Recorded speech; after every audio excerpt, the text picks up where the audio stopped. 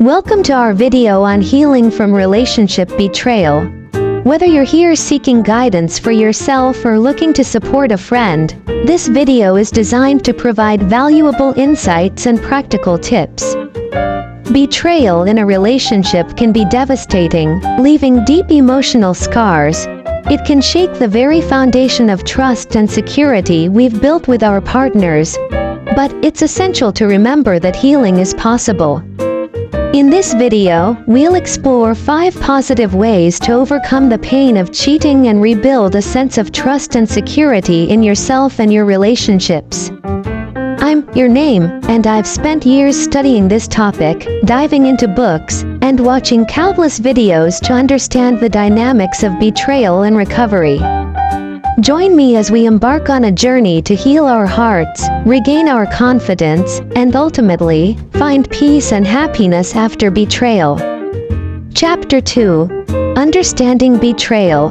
Betrayal in a relationship can feel like a sudden earthquake, shaking the very core of our being. It's a deep emotional wound that can leave us feeling lost, hurt, and confused.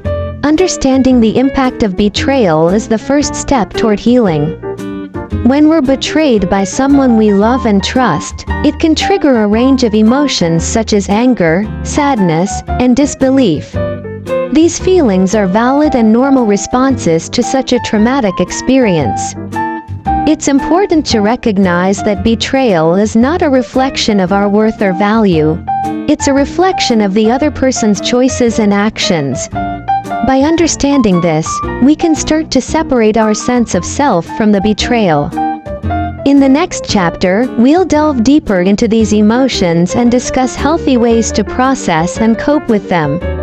Remember, healing takes time, but with patience and self-compassion, it's possible to overcome the pain of betrayal and emerge stronger on the other side.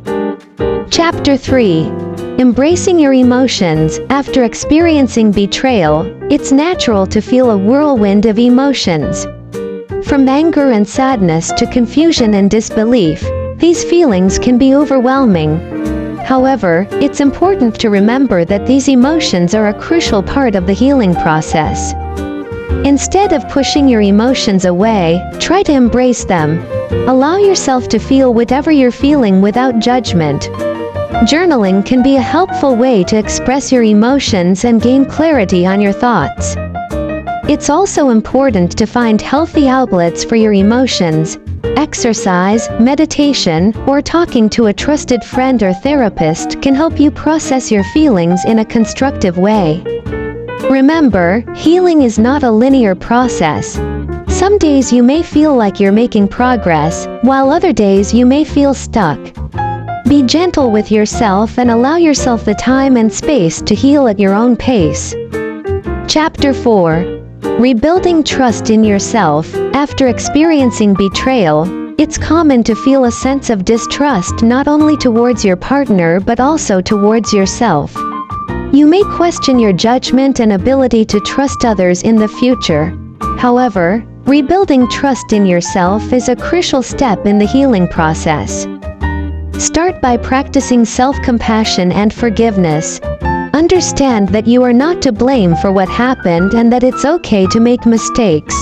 Treat yourself with kindness and understanding, just as you would a friend going through a similar situation.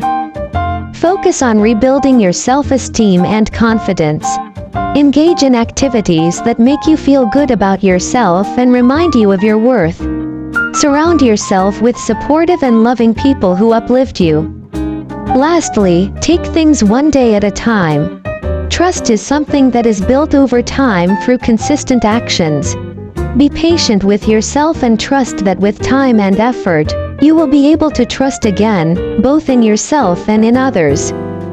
Chapter 5. Communicating effectively. Effective communication is key to healing after betrayal. It's important to express your feelings and concerns openly and honestly with your partner. However, communicating effectively can be challenging, especially when emotions are running high. Start by setting aside time to talk when both you and your partner are calm and can give each other your full attention. Use I statements to express your feelings and avoid blaming or accusing language. For example, instead of saying, "You betrayed me," you could say, "I feel hurt by what happened." Listen actively to your partner's perspective and validate their feelings, even if you don't agree with them. This will help foster a sense of empathy and understanding between you. It's also important to be patient and give each other space to process your emotions. Healing takes time, and it's normal to have ups and downs along the way. In the next chapter, we'll discuss the importance of setting boundaries in rebuilding trust after betrayal. Chapter 6. Setting boundaries. Setting boundaries is crucial in rebuilding trust and creating a sense of safety in a relationship after betrayal. Boundaries are guidelines that define what behavior is acceptable and unacceptable in a relationship. Start by identifying your own needs and limits. What are you comfortable with, and what are your deal breakers? Communicate these boundaries clearly and assertively with your partner. It's also important to respect your partner's boundaries and be willing to negotiate and compromise. Healthy boundaries should be flexible and evolve as the relationship progresses. Setting boundaries also means being able to enforce them. If your boundaries are repeatedly violated, it may be necessary to reassess the relationship and consider whether it's healthy for you to continue.